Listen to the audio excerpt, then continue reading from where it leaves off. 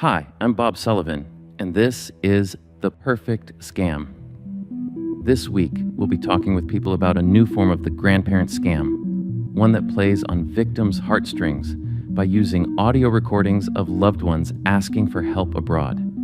What makes this new is that the voices are actually AI generated, and they sound pretty convincing. In fact, you're listening to one right now.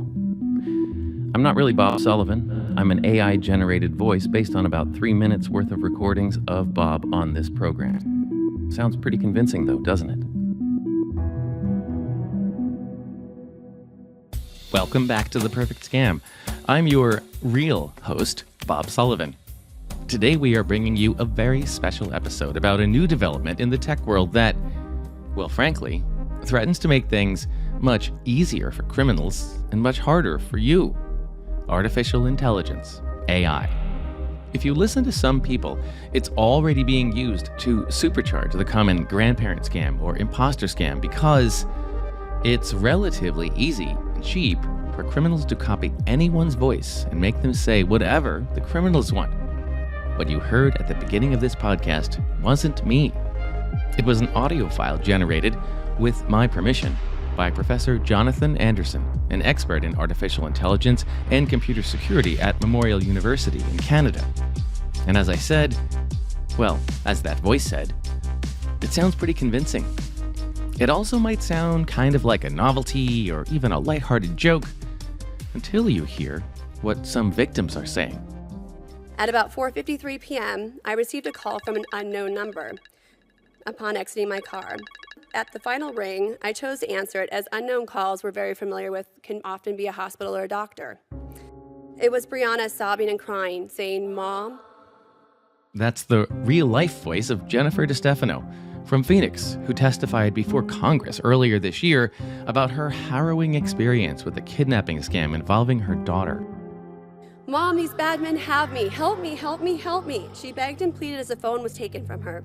A threatening and vulgar man took the call over. "Listen here, I have your daughter.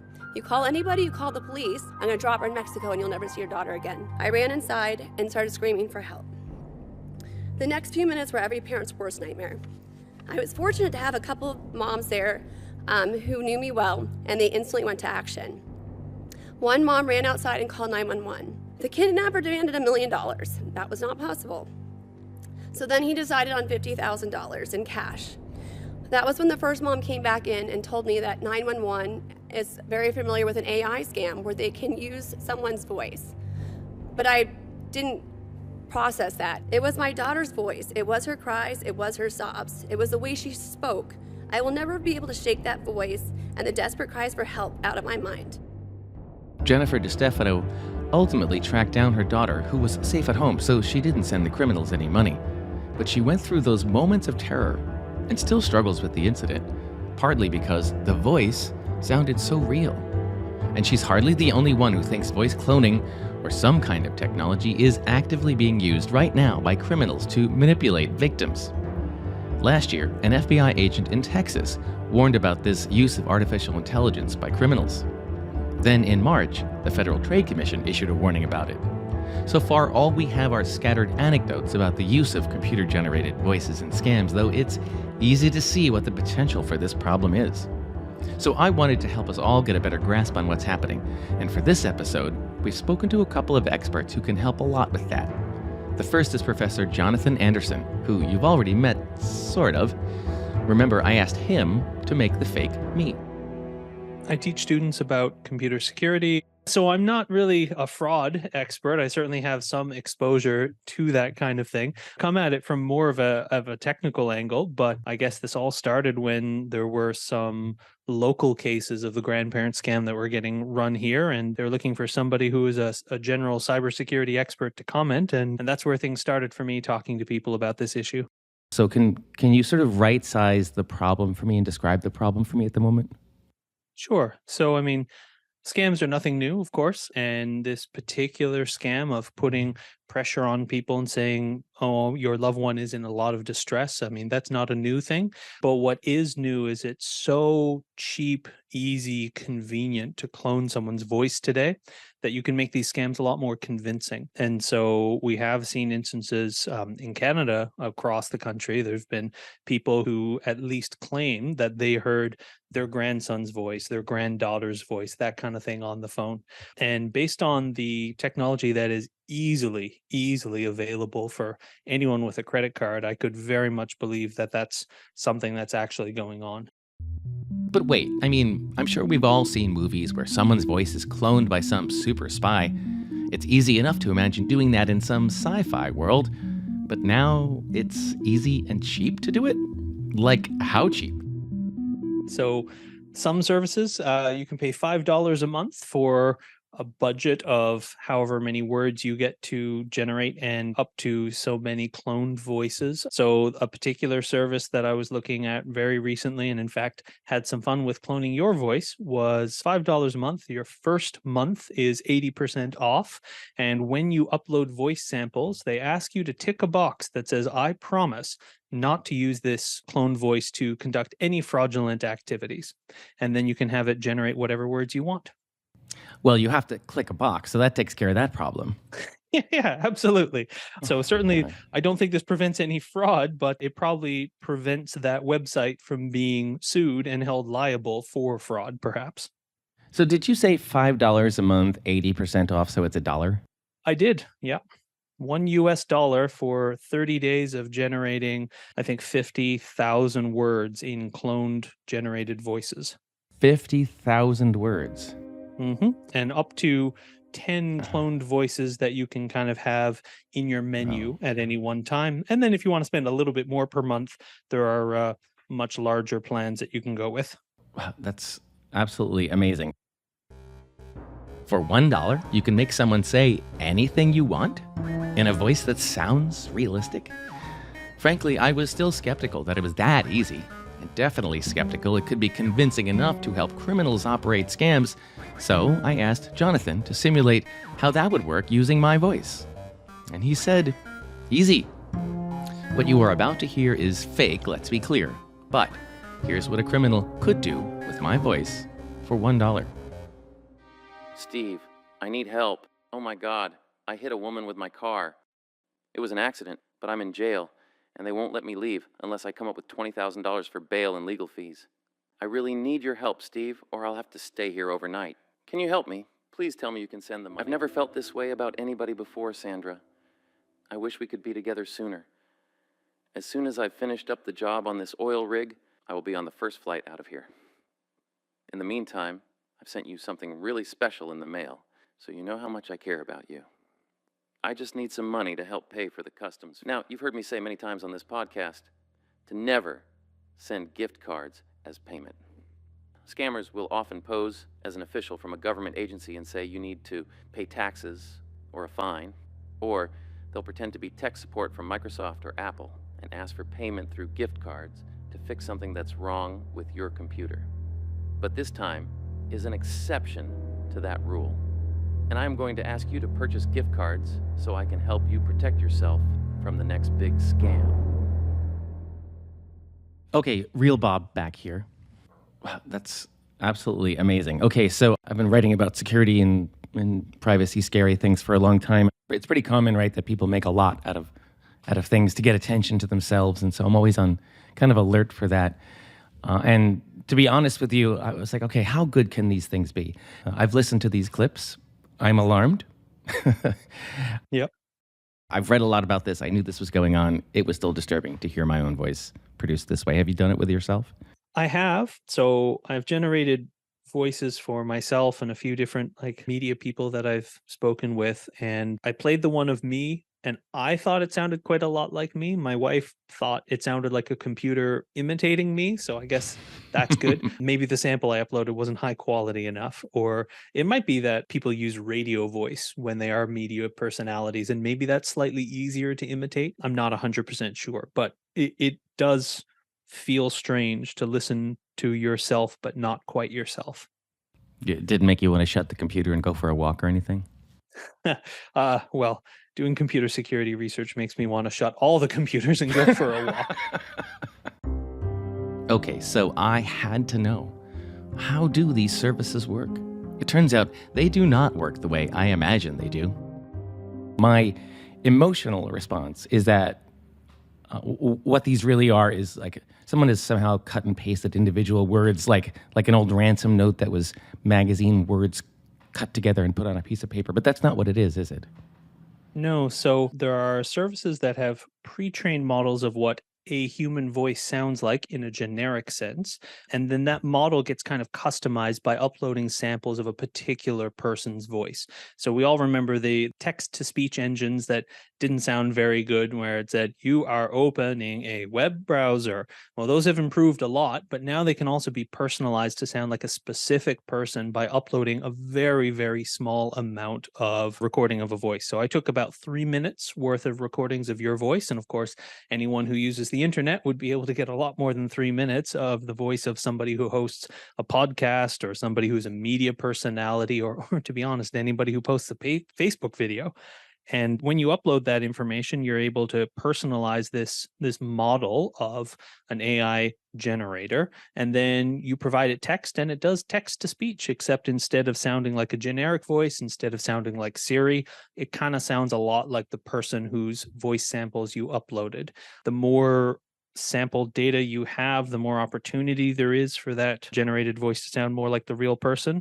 But you can imagine that if you took those voice samples and you played them to somebody over a phone, which has kind of a noisy connection and which really attenuates certain frequencies anyway, you could fool an awful lot of people. And you can make these things say whatever words you want. So you can say, "Help me, Grandma, I've been arrested and I've totaled the car, and here's my lawyer. Can you talk to my lawyer about providing some money so that he can get me out of jail?"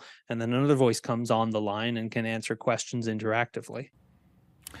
That's just amazing. I'm so glad that you explained it like that. Again, I was picturing now, maybe it's even the movie Sneakers. They have to get a person to saying all those words, and then they can like cut and paste them together. This has nothing to do with that. This is a voice with a full vocabulary that's just tweaked with the little audio particulars that are sampled from people's other speaking, so that you can make the person say anything that you want them to say and sound like they would sound, right? Absolutely. So, yeah, in the Sneakers quote that you reference, indeed, "My voice is my passport, authorize me." That's it, yes, It sounded yeah. a little bit odd, right? But now you can have whatever the normal vocal mannerisms of a specific person are, not just like the specific tone in which they speak, but also how much they vary their voice, things like that. All of that can be captured, and there are some parameters that you tweak in order to make it sound as lifelike as possible. But if you have high quality voice recordings, you can basically make that voice say anything. And those parameters and how much data you have to upload influences exactly how faithful it sounds to the original voice. But even with just a few minutes of sample, it can sound pretty darn close. So, you can see, voice cloning technology has come a long way since it was imagined by sci-fi movies of the 1970s and 80s. But you don't have to look too far to see another example of technology that works this way. So I think people used to have this idea of faking images, and indeed, faking images used to be a matter of somebody who was really, really good at Photoshop going into the tool and dragging an image from one place into another and then having to fix up all the edges, and it was kind of a skilled art form almost. But now you can go to some online AI generation tools and say, "Give me an image that has this image, but where that person is surrounded by ocean, or they're surrounded by prison bars, or they're in a group shot with these other people from this other image." And it's kind of like that for voices as well now, where we can generate a voice saying whatever we want it to say, not having to just copy and paste little bits and pieces from different places. Let's face it, hearing a cloned voice that comes so close to real life is downright spooky. In fact, that spookiness has a name. I guess it kind of goes to our fundamental assumptions about what people can do and what machines can do. And there's something uncanny about, well, there's the uncanny valley effect, but there's also something uncanny about something that you thought could only come from a human being that isn't coming from a human being. I think that's deeply disquieting in the sense.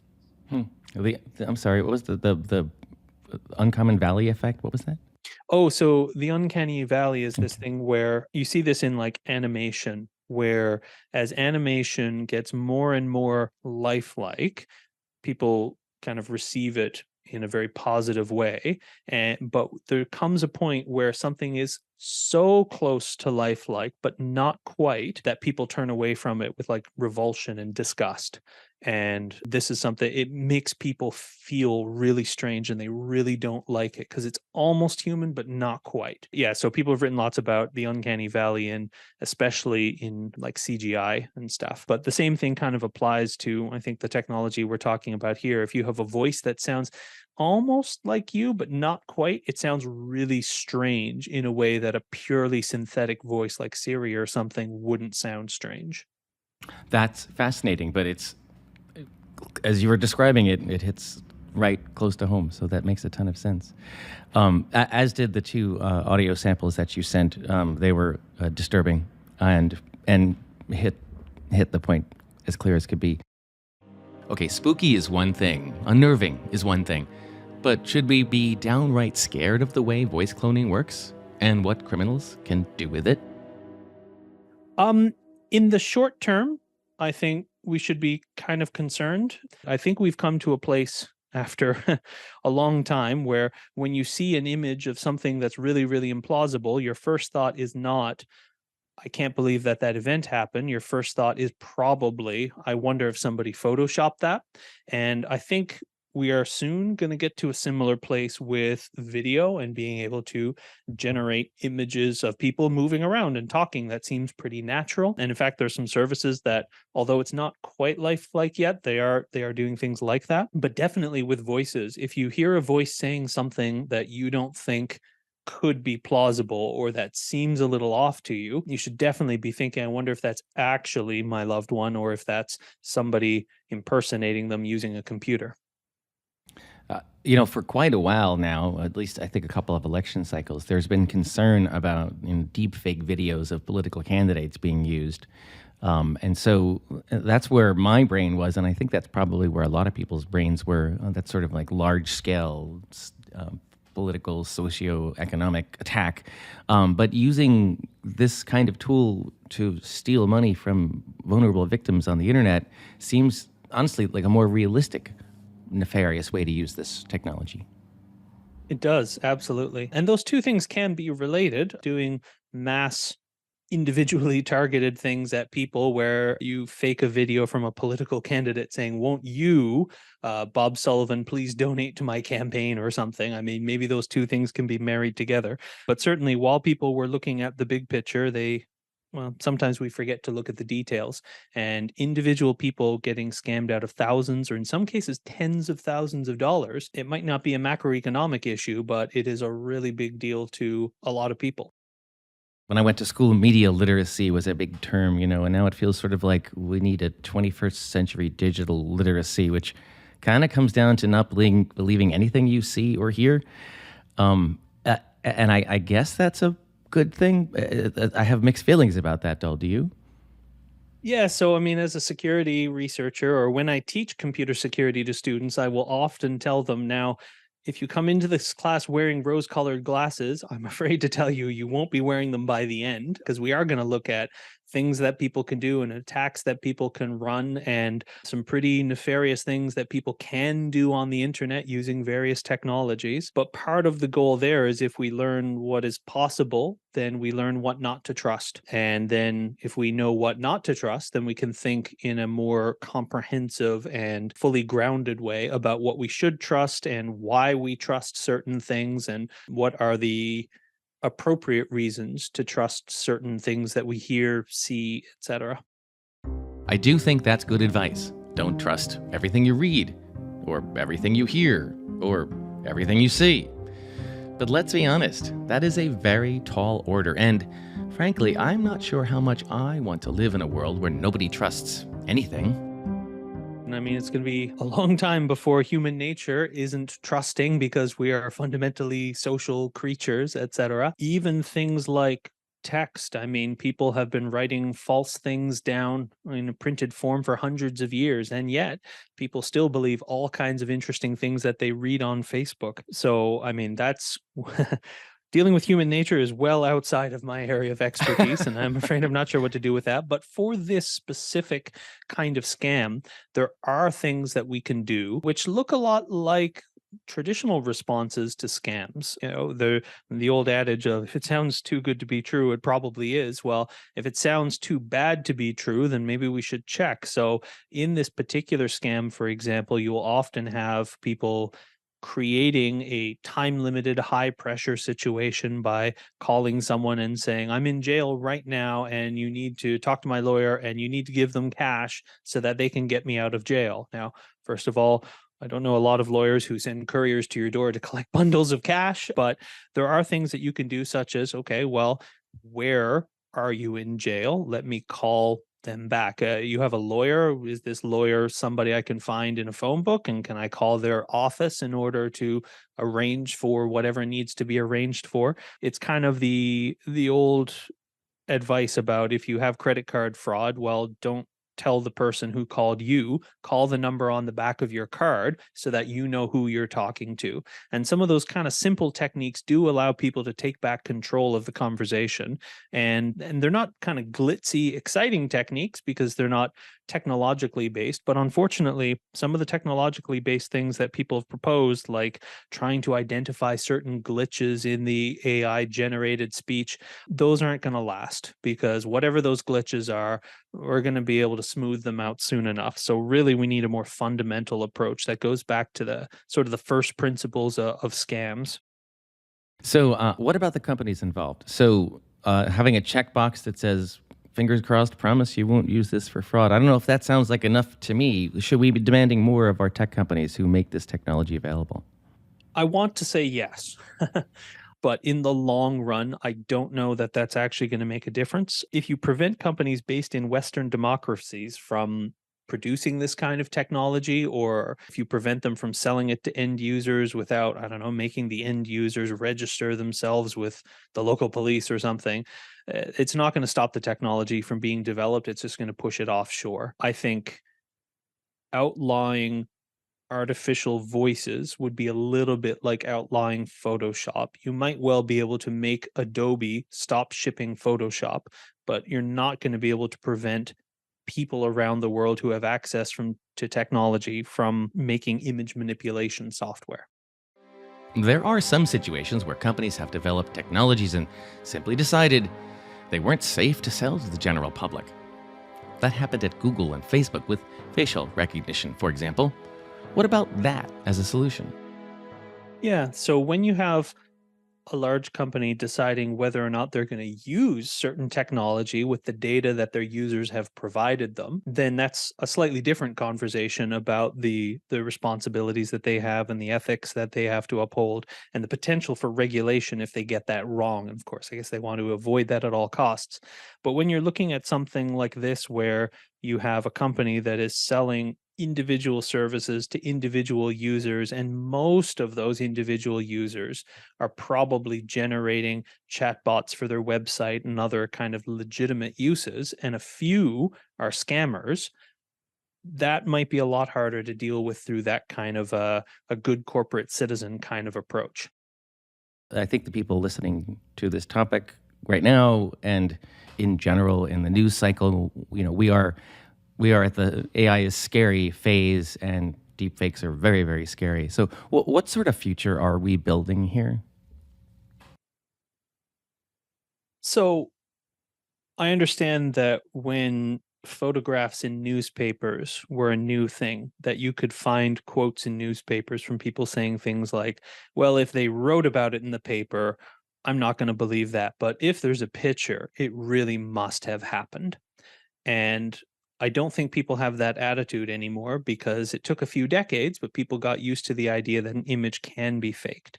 And so now, when we look at a newspaper and we see an image, we aren't asking, does that image look doctored? We ask, who gave me this image? And if it's a professional photojournalist with a reputation to uphold at a reputable publication, we believe that the image hasn't been doctored, not because of some intrinsic quality, but because of who it came from. And I think that is kind of a long-term sustainable strategy for this sort of thing, where if you can know if you can know the source of what you're listening to, if you can know the source or the conduit of who's providing you with a recording, an image, a video, then that's where you need to be making those trust decisions, not based on the quality of the thing itself. I mean, it took a while for people to get used to the idea that airbrushing images and then later photoshopping images was a real thing. And it may unfortunately take a while for people to get used to this new scam, or I should say, this new augmentation of an old scam. And unfortunately, while people are getting used to that idea, there may well be lots of exploitation of that kind of cognitive loophole. But hopefully people will catch up with it soon, because just as we've all kind of learned, you shouldn't trust everything you read on the internet. Well, you also, unfortunately, shouldn't believe everything that you hear over your phone. Jonathan did a great job of explaining the problem, and a scary good job of using a service to imitate my voice. But there are a lot of people out there trying to figure out what we can do about AI and so-called deep fakes like voice cloning. What can government do to rein in their use by criminals? What can industry associations do? What can the law do? What kind of future do we really want to build? Our next guest is deeply immersed in that conversation right now. And as you can see, it's pretty important we have this conversation right now. My name is Chloe Audio, and I'm an independent AI policy and governance consultant. So I help different types of organizations, public sector, private sector, some nonprofits, sort of understand and make sense of the AI policy ecosystem, and also understand how to build AI technologies a bit better.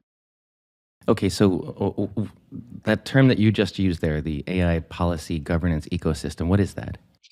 I would define it as sort of the network of actors and stakeholders who are developing and deploying AI systems, and also those who are thinking about regulating them, the organizations that are engaging with regulators and these companies. So think, civil society, academics, different types of foundations and organizations like think tanks that are doing interesting work and research on new and emerging topics. The AI policy ecosystem, as I describe it, is, like I said, the network of people sort of thinking about how we can usher in the next wave of this technology responsibly and with guardrails in a way that also promotes its responsible uptake. Okay, so let's face it, right now, every story has AI connected to it, just like every story had .com connected to it 25 years ago or whatnot, right? And most of those stories, well, a lot of those stories are scary. They're about crime, Yes. they're about some sort of dystopian future. How scared should we be about AI? That's a really good question, Bob. And I think a lot of people are thinking about this. I think every stakeholder in the network that I just described is trying to kind of figure out what all of this hype about AI actually means to them, or should mean to them, right? Should they be very scared? Should we be talking about extinction? Are those fears real? Or should we kind of be thinking about the harms that actually exist today? And maybe there's a middle ground that we should be thinking about. But I think, as with any sort of technology, right, there's a lot of hype, a lot of excitement initially, and then we sort of reach that plateau of, okay, how is this really working in the world? And what are the things that we need to be thinking about in relation to deployment and implementation? And I think we're just sort of getting there with generative AI. So some of it remains to be determined, but I do think, and I will say that I think some of these fears, particularly around sort of like longer term risks that we haven't even really defined yet, are dominating a little bit of the conversation. And we need to sort of continue to think about the harms that are happening right now. Harms that might be happening right now, such as criminals using voice cloning technology to make their narratives all the more realistic. Okay, if it feels like artificial intelligence has sprung on the scene all at once, well, it kind of has, thanks to that automated chat tool you might have heard about called ChatGPT. It seems like everyone is talking about that lately. I asked Chloe to explain, first off, why should humanity explore artificial intelligence in the first place? I think again, with any type of technology, right, there are a lot of really positive benefits in the context of generative AI, right? It provides access to different types of more accessible knowledge than, say, a Google search might be able to, or pulling off an encyclopedia off the shelf, like we did when I was writing my first research papers in elementary school. But I think there are a lot of ways too that AI can broaden and expand access. We're thinking about voice technologies, which is something I know we're going to talk about today. People with disabilities, individuals with disabilities, people who are maybe speech impaired. These technologies can provide particularly multimodal AI, which is, AI models that can sort of extend and work across different modes. So audio, visual, text, that sort of thing can provide really great opportunities for people to be able to communicate with one another and connect.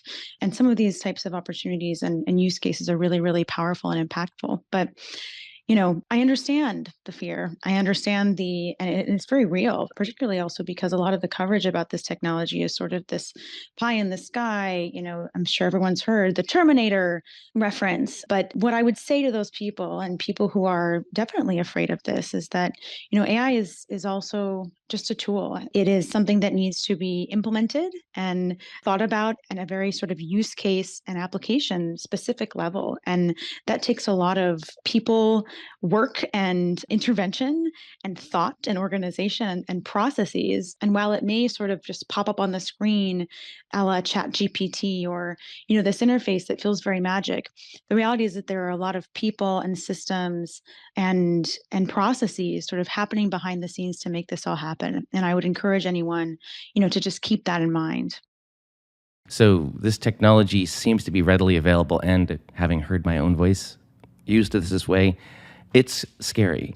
So what can be done about this? Because clearly there's a risk of harm today using this technology. Correct. Yeah. And I think that this is one of those areas that's new to think about. I mean, we've all been talking about, AI governance, technology governance, how to, proceed responsibly and sort of carefully with the development of emerging technologies. But with generative AI and, the way that it's just sort of skyrocketed the application of deep fakes, we have a lot more to really consider. And, what I would say is, in terms of sort of solutions here, I think the consumer awareness is really an important part of this. And I think it's great the FTC came out and said, hey, let's be on the watch for this. But the reality is that, everyday people I can't possibly expect them, even myself, right, to be totally knowledgeable about all of these scams and all of the potential for scams. Like I said, this landscape has just completely evolved and evolved really quickly. And so to expect that people are just going to know or be able to differentiate, these types of scams from the truth is really quite a tall order. Especially when they're taking my voice and making it sound Yes. exactly like me. I mean, how is my mom supposed to discern those things? Absolutely. You're 100% right. My mom, my grandfather, me, it's just really, really tricky. But I do think that, sort of raising the awareness, having victims come testify in front of Congress, this type of coverage on, the evening news is really, really important. But it really sort of implicates bigger questions, right, about trust and technology and, whose responsibility it is when we have these emerging technologies to kind of be in control of making sure that they don't take over or sort of, get too advanced or advance too quickly. Okay, so what kind of things can be done to make sure voice cloning and other AI technology doesn't get too advanced too quickly? Yeah. So, I mean, watermarking is a technique that can be used again in multimodal situations, and one that has emerged as sort of one of the leading solutions lately. It involves embedding either a visible or an invisible signal in content, and that can be in audio content. It can be on a photo. A very obvious visual signal would be like the Getty Images water stamp or watermark that you see on a lot of photos that are, coming up in Google search results or whatnot. An imperceptible or invisible watermark would be something like a hash or an embedded signal sort of on the data or metadata level that is not visible to the human eye, but that tells someone who may be developing or, feeding that type of data into a model particularly a generative AI model, that content has or has not been developed by AI or watermarked to say, this is an AI generated piece of content, or it is in fact sort of a human generated piece of content. Can go either way. So. Metaphor alert. It's so hard to explain these things, in short spans of time. So let me give you what I heard as a rough metaphor for some of these technologies. I imagine, as you were describing, the ways that like a hash verification would work, or would prevent a crime like this, is there might be, when I get a phone call in the future, there might be something in my telephone that can verify, this is really your mom calling, this isn't fake. Yes, I think that's exactly right. It would be like a signal at a bandwidth that would be imperceptible to the human ear, but maybe that, telecommunications companies or cell providers would be able to integrate into the audio sound and verify sort of on the back end. That would be a great example of an imperceptible watermark that would really help build trust and sort of authentication, right, in audio and phone calls that are going across the line. Okay, that's really interesting, and we sort of have systems like that in email, although they're quite imperfect. But right, email tools do try to authenticate the senders and whatnot, right? That's right. Yeah. Another example to maybe think about is the little lock on your browser URL window, right? I mean, that's obviously a perceptible sort of key or certificate, right? I heard that analogy in this context, or being sort of applied to this context. I think it actually makes a lot of sense, right? There's become this sort of perceptible signal or logo, or I guess it's not a logo, but an icon, right? That is kind of synonymous with trust. And obviously, that won't make sense in every context. It'll be impossible for every consumer to be constantly having to validate, whatever type of content is coming through. But if we can think about that analogy, kind of like the one that you raised, that may help some of this and help give consumers some more confidence in the types of material that they're seeing or hearing or listening or hearing. to. Yeah. Yes. Yeah. No, it certainly is reasonable to think that, I could have a list of 20 people, all of whom, I would jump if they said I'm in trouble around the world. That list isn't too big for all of us, right? And those people have some kind of special relationship with me technologically to verify their authenticity, something along those lines. Absolutely. Another important tool that can help us is having people who work at these companies, which make this technology, think a lot more about how their tools will be used when they are released to the world. This involves having people in the loop when these technologies are being developed, people who understand socio-technical systems and contexts, the scenarios or settings in which these technologies will be deployed, and the data from which, or the data on which these technologies are being trained, to come in and say, what are the things that we're not thinking about when we're developing these technologies or making them for someone or providing them for someone. We're going to need a lot of human oversight and involvement in the development of generative AI, and we can't rely on just tech alone to fix it for us. Someone should be sitting there saying, what unexpected harm could come from this technology before we release it to the world? And one of those harms, if you have the bright idea to have a website where for $5 you can fake anyone's voice, is someone sitting in the room could logically say, this will almost certainly be used to steal money from vulnerable people. We should do something about that. So how would that work? It's really different for every organization, Bob. And I think anyone who's spent time, like I have, developing responsible AI systems or technology governance systems for emerging tech like AI within enterprise or a company or even a small organization. Asking those questions of sort of what could go wrong here is so important.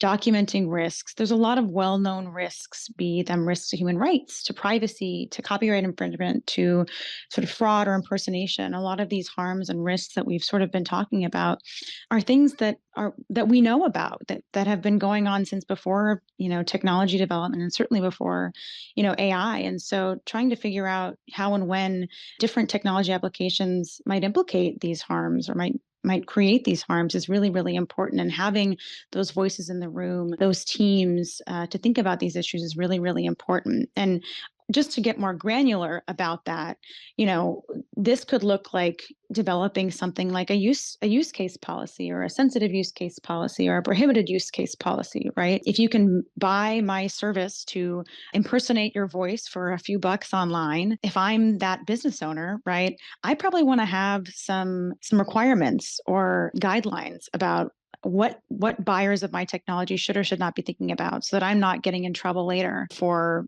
the ways that they are using it for harm or to distort people, all of these things. So really having those hard discussions and considerations kind of in place before these technologies are out on the market is really important. And obviously, as you well know, that doesn't always happen, but really thinking about the uses, manipulation, fraud, deception, and which ones are really acceptable for new products is a really, really good step to take. There is no obvious technological bulletproof solution, however. Some of the solutions that have been proposed to help with some of this audio scamming are very human in essence. So hang up the phone and call the number back, and is it the person who they were saying they were? Maybe it's not. To your point, Bob, try to contact the person who's being impersonated in another way, or someone that is always very close to them. Again, these are superhuman. These are super as in very human fixes, not superhuman fixes. But they may be the best ways to outsmart these technologies, which I think some of us will come to find are not in fact magic nor intelligent. I don't know about you, but I fully expect my technology to outsmart me if it hasn't already. Maybe in some ways, but I think that like I said, the very human interventions to verifying, the AI scams, I think is a great place to start if anything like this happens. And in fact, was sort of the solution for a couple of the, or maybe not solution, but provided some peace and resolved the situation for a couple of the scams that I was reading about. Sure. And I'm going to call that, however, the last line of defense, and I want something better. I agree, Bob. I firmly agree. This is an issue that this sort of liability concerns of people who sell products that hits every industry. But so I want you to react to my emotional impulse to all of this, which is if your website is being used primarily by criminals to steal money from people, I want you to be arrested. I think that that's a totally fair emotion, Bob, and I actually share it, right? There's a whole ecosystem of these organizations and companies that are obviously profiting off of creating these technologies with no real, consideration or thought about the harms. Consequence. Or I don't see them getting arrested. Yeah. They're not. And I think sadly, we could have a many hours long podcast about this, but the regulators like the FTC really need more resources to be able to investigate and pursue and enforce these types of crimes. And we could talk about that in terms of privacy violations. We could talk about it in terms of children's privacy and social media. All of these things. But you're right. There are these sort of nascent markets of really harmful and sort of insidious technologies that crop up. And it's really, really important that, the people that are in charge of being able to investigate and enforce these harms are able to do so. And I think what we're seeing right now is that, unfortunately, they just don't have the resources and time. And it only hurts the consumer, right? But it also hurts, or it primarily hurts the consumer, but also just sort of the general ecosystem of technology and trust in technology, right? Oh, the more that crime gets associated with AI, the less we'll end up with the benefits of AI. Of course, people will be afraid of it. Yeah, I think you're right, Bob. I think that can be said for anything, right? And such a good and just blunt observation. It's so true. Okay, so you are here to save me from my bluntness because I can hear a chorus of people listening to what I just said. And great, the Bob Sullivan police force is going to arrest everyone in the tech field. And in fact, I think it's probably debatable that what I described is even illegal. If you offer a service online that lets you, for amusement, create deepfake audios of people, we don't want that to be illegal, right? So to talk me off my ledge of wanting to arrest everyone involved in this. I love, Bob, your Bob Sullivan police force. That's a great one. And I certainly would take it seriously. But I think you raised an important point that in this situation right now, it's not really clear sort of where the law starts and stops or where policy and law really applies. We haven't really seen a lot of robust guidance about, how to regulate these technologies. But I do want to talk about some areas of the law that sort of do apply, right?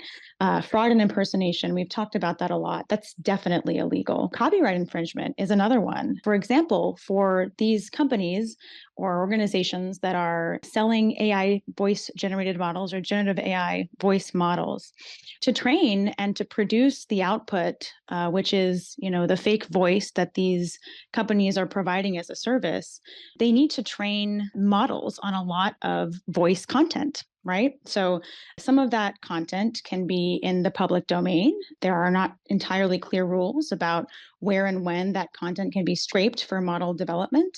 Sometimes, as we're seeing with some of these open suits with OpenAI and other generative AI companies, that content can be copyrighted. And so, some of these voice generation companies may be infringing copyright. The third area that I think we could talk about as well is obviously privacy violations, whether or not the data that was used to train these models was in the public domain or private.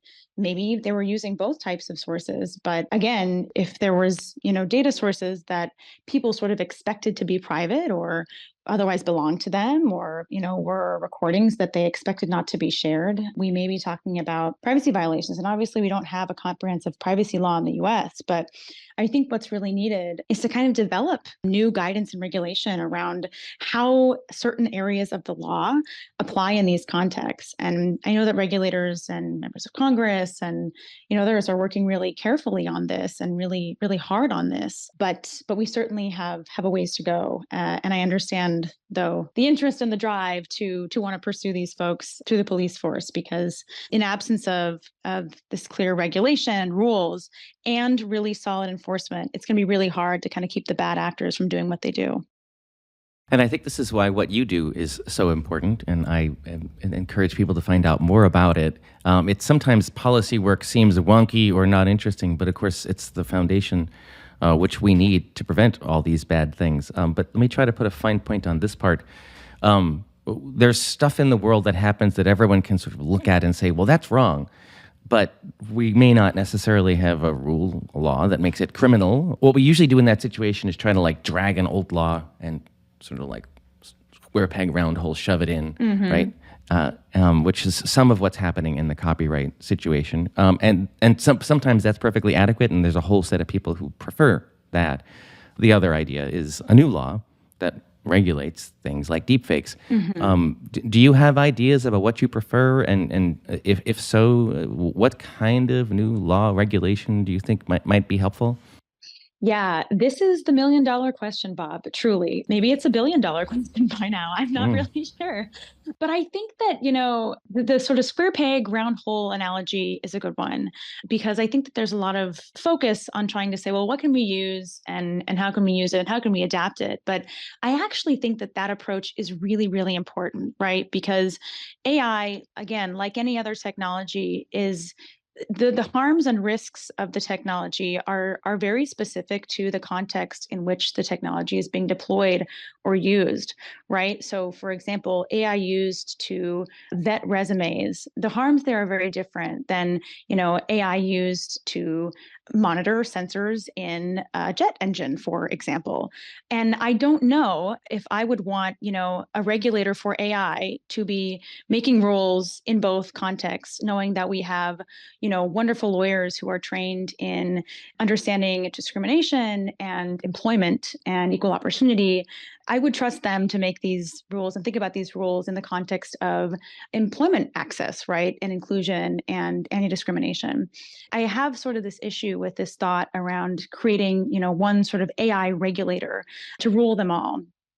Because while technical expertise is really, really important to understanding these technologies, they are deployed out in the world where people and laws and norms and values already exist. And so, leveraging those laws, be they related to labor or employment, or, like I said, housing discrimination, preventing housing discrimination, or highway safety, right? I want the expertise from those domains really to be leading in hand and in partnership with technical experts. But I don't think that this, notion of having sort of one blanket AI law or one blanket AI regulator is going to be the solution, because where the harms and risks that we're trying to mitigate are happening in the world, we have people who deeply understand those risks and harms, and they're not always technical, right? Of course. In fact, almost certainly they're from the other side of the Correct. world, right? That's Correct. Yeah. Correct. Yeah. You do a good job of laying out how complex this is. It's very complex indeed, but maybe we'll figure it out someday. I'm hopeful. Okay, so what do you want to leave people with? They've just listened to this conversation. We've scared them about fake voices that might help criminals steal their money. We've hinted a little bit that AI can do a bunch of good things too. You're at the center of all of these people trying to make these sort of structural decisions. What do you want to leave people with? I want to tell people that they should always trust their gut. I think that there is this sort of magic quality to these technologies, and particularly so in the way that powerful people in our world are talking about them, right? Heads of state, leaders of these companies, billionaires from Silicon Valley. And those people are all very detached from how these technologies are being used by everyday people, by the listeners to your podcast, even by me, anyone, right? And so I just want people to remember to trust their gut. If something feels wrong with the phone call, right, hang up. Don't feel like you have to have all the answers or know everything about how these technologies work, because I think I see a lot of that too. Just being uncomfortable with the allure and the might and sort of the power these technologies are being promised to have. And when in reality, they are systems that require human development and intervention and thought and oversight. And that's where we need to keep sort of reminding ourselves, but most importantly, to sort of trust your gut when you're in a sticky situation with technology, or, curious about it or scared of it. Like, that gut feeling is probably right, and investigate it or leave it alone, but don't sort of lose your human aspect, your human element when you're thinking about or working with these technologies. That's what I would say. Don't lose the human element. I'd like to add a big amen to that.